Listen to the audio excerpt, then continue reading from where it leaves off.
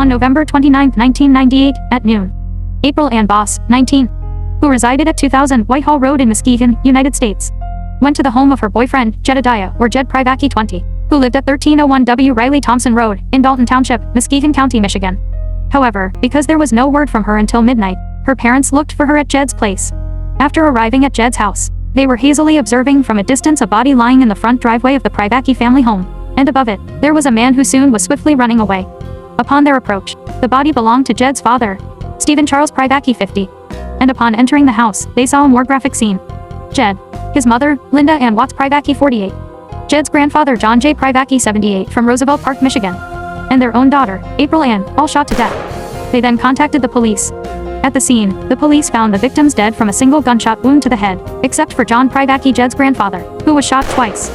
Shortly after, using a bloodhound, the police apprehended Stephen Clayton Wallace, 18, who was seen fleeing the woods near the crime scene house, and told them that the culprit was Seth PRIVACKY, 18, the youngest child of the PRIVACKY family and Jed's brother.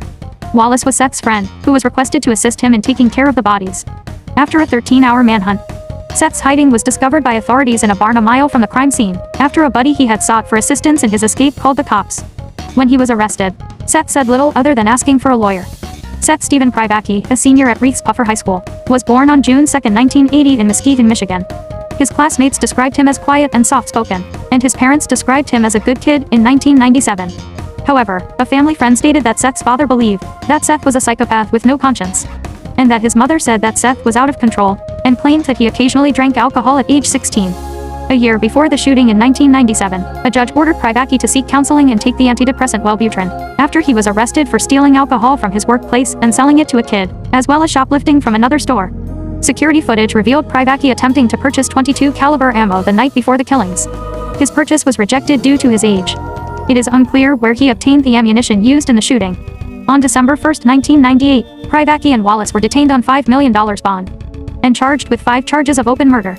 PRIVACKY initially claimed that Jed committed the murders, but Wallace's testimony refuted his story.